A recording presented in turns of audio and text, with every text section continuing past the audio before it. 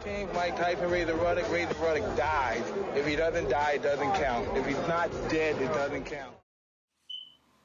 How you doing, everyone? My name is Ryan and this is Ade, and welcome back to another edition of BoxTalk. Today, a shout out to Cameron Calzaghe who gave us this mythical matchup. It's an interesting one, and guess what? We're going to go with it straight away. It is the Welsh Dragon, Joe Calzaghe versus Son of God, SOG, Andre Ward. Ade, what do you think of this matchup? Cameron Calzaghe, well done. We, you know, to be fair, people getting behind this mythical matchup stuff. Yeah. We're getting a few mythical. We've got like a list now of mythical matchups we have to get through. And guys, now keep bringing them in because they're good. This is a good one.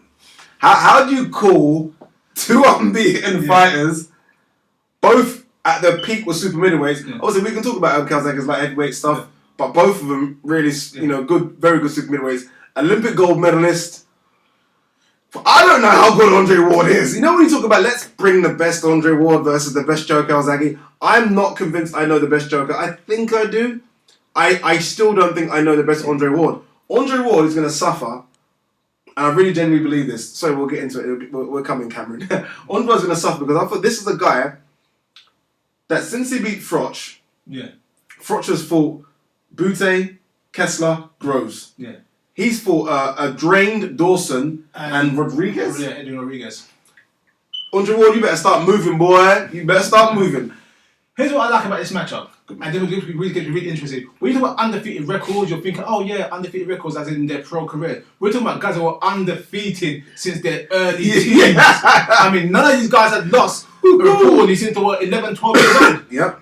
I mean, it's sick. That alone tells you something about the mentality of the fighters. The will to win, the drive, and the guys that don't know how to win. You're talking about the guys that when they're behind, they know how to put the pressure on to make the fight count.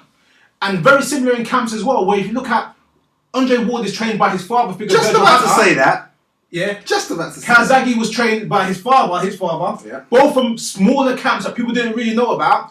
And both were trainers, not on the amateur scene, that weren't really given no pro recognition until their fighters turned pro. No, I think that's a fantastic point. That's what makes them very, very similar in their way. Like we all know about Joe Calzaghe training in the Welsh Valleys. You know, it wasn't fancy, the setup wasn't fancy, but his father started to get the recognition. Then Gavin Rees came through, Enzo McAnally came through. Virgil Hunter, very similar of Amir Khan and Andre, but people starting to realise, oh, what's going on over there? Look, let's talk about let's before we start talking about the matchup, let's talk about them individually in terms of where they are. The best Joe Calzaghe. At super middleweight, Mythical Kessler. Yeah. If you want, you could say Lacey, but I don't think Lacey was the type of fighter as good as they thought it was. And they thought it was, so it has to be the Mythical Kessler fight. And people got to realise how good that Mythical Kessler performance was. If you haven't seen it, go and watch it again. That wasn't the Mythical Kessler that fought Andre Ward. And no disrespect, that wasn't the Mythical Kessler that fought 2 fights against Carl Froch. That was a bona fide. Well, I think Mythical Kessler was unbeaten at the time. He was unbeaten, Danish, tough Mythical Kessler. Mythical Kessler was blowing out guys ridiculously throughout all of Germany. Get out of here. I mean, even renowned tough guys like Roberto Andrade couldn't land a shot on him for 12 rounds. Who was the guy's name again? 4-time super middleweight champion. Kessler blew out in 3 rounds. I can't remember. Oh, I can't remember the guy's name now, but just tremendous athlete, fighter, puncher Kessler was at that time. I mean, until we met Joe Calzaghe. I personally had Kessler winning that fight with Calzaghe. I think everyone got Calzaghe's number, and Calzaghe proved me wrong. Yeah, I think Calzaghe got hurt. I think in the 5th or 6th round. If you watch it again, he kind of got lazy. He tried to put his hands down, throw a few shots as he does. For people that say he slaps, try and get slapped by him then. But he tried to throw a few little pot shots and got caught. But hey, still came out and won victorious and won. I think won quite convincingly. No, he won. I remember the fight being very close up to about the 8th round. And then he started to have that engine that he always has. Yeah, just to go through. He took away from the end. Look at the best Andre Ward. I think that's a hard question to answer. Well, as much as you could say the Chad Dawson fight, as I mentioned, Dawson is a light heavyweight. Huge light heavyweight. I mean, Chad Dawson is massive, and I don't want to say it takes the performance because he won convincing and got the knockout, but I don't think Chad Dawson was at his physical best. And then if you look at Chad Dawson after that fight, he got knocked out by Adonis Stevenson in the 1st round. So I think you might want to say the best Andre Ward is the Carl Froch. It's probably the Carl Froch. And I remember going into that fight, Carl Froch, Andre Ward was favourite, we know that. But a lot of people thinking, okay, Carl Froch has this chin that can't be put down. And if Andre Ward had this thing where he's been put down, so it's almost like this could be interesting. He destroyed, as far as I'm concerned, destroyed Carl Froch. I think he got a bit tired towards 10, 11, 12, but his boxing, his strength, his power, his movement, immense. If you look at someone like Carl Froch, who's known for his toughness and being gritty, Andre Ward out-bullied the bully in a sense. That's exactly what he did. I mean? He actually stood in front, he didn't run from me, he actually stood in front of him and fought with his own game, reportedly with an injured hand. So that tells you a lot about Andre Ward and his mentality as well, whereas even with an injured hand, he's still going to put on an A-class performance no matter what happens within the ring. But you look at Joe Calzaghe, let's look at him. He didn't fight the best when he could have fought the best. That's the criticism that's going to be labelled at Joe Calzaghe. Yeah. For as good as he is, did he really fight who he could have fought in America at the time he could have fought him? No, he didn't. See, Calzaghe gets the recognition for, well, in my opinion, for his longevity, but his last 4, 5, 6 fights, where he seems to they wouldn't say reach his peak, but was actually fighting the names to validate his talent. Yeah. Whereas there was times in the mid-2000s where you fought guys who were like, oh, really? I mean, and he was fighting a lot of guys who actually lost to, in Germany, to the likes of Stenopka, and Anthony Mundine. They lost their titles to these guys, then Calzaghe fights him a fight or two after, and it kind of left you with a sour taste in your mouth. Yeah, it doesn't hold weight, does it? Yeah, it doesn't hold weight. But then the same you can say about Andre Ward, where Andre Ward came up very, very quietly and then went to the Super 6. But then even in the Super 6, he had some performances that were kind of so-so. Like his performance against Alan Green, which I thought, well, he should really take Alan Green. Wasn't great. It was not a great performance. He fought Beaker after the Super 6. Yeah. Beaker gave him more trouble than most anyone on that. And Beaker, flat-footed but strong, but very flat-footed. Beaker's always a hard go out for anyone. But in that fight, he looked discouraged a lot of times in the middle round. He looked like this guy's just too tough, too durable. He still won and still done what he's supposed to do, but he didn't like that scenario. And if you look at comparative matches, Calzaghe fought Beaker as well, be it 10 years ago maybe, and look at the performance of Calzaghe and with Beaker, and it kind of shows difference, well, how they kind of pair up. This is it. I mean, when we've done mythical matches before, it's always been hard because they've never really had a mutual, apart from maybe Lennox vs. Riddick Bowe when they had Evander Holyfield. These guys have both fought Beaker, they both fought Kessler. Arguably for me, Calzaghe dominated both of them. Younger, hungrier and stronger Beaker. Same thing about Kessler. Andre Ward, on the other hand, Beaker gave him problems. Yeah. Kessler wasn't an easy fight as well. Yeah.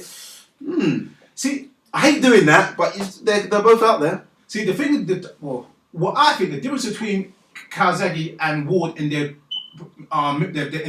mutual opponents is that Ward won by, well, I won't say other terms, it was a cut on the eye with the cuts with the Kessler one, and with Beaker, he gritted it out. But Calzaghe actually won those fights on skill. Yeah, skill. And that's not saying Ward's not skillful, don't get me wrong. I'm just saying that Calzaghe had a cleaner performance. Yeah. Look, I think we talked about Calzaghe sort of putting names on his record towards the end, and he did. Look, Calzaghe, sorry if you're going to watch this video, don't give us the thumbs down, but you kind of did in the Hopkins and Jones. But I think you've got to really look at the Hopkins performance. Most people had it, most people would argue and say had it one way. I had it Calzaghe, for example, Ryan had it Hopkins. It was almost split down the middle. If you look at what Hopkins has done since then, destroyed Pavlik, beat Pascal, beat Cloud. Exactly. So I think that gives credence and a lot more to Calzaghe's performance against Hopkins, considering what he's done since then. So that also helps him as well. It's funny that you mentioned Hopkins because people relate Andre Ward to a younger version of Hopkins. So in a sense, people are saying, but not saying he's Hopkins Jr., but it's saying that same gritty mentality, that same hard charging type of style. Because before Hopkins was a boxer, he was actually a bully. He actually really was the executioner who was going out there for the kill. And that's the difference with Ward. As much as people make him similar to Hopkins, Ward don't go for the kill. Yeah, not for me yet as well. And that's why I say I think we know the best Calzaghe. Yeah. And the best Calzaghe for me beats the best Ward I've seen. But I think there's another level to Ward. This is the thing with Andre Ward. I think there's genuinely another level. I think Ward is pound for pound number 2 behind Mayweather. Yeah. But people argue and say, what's he done in the last few years? See, that's the point right now, which I think you come to. I think if this fight was to ever happen, I reckon it'd be an interesting fight for, again, around 5 or 6 rounds. I think the rounds would be split in between.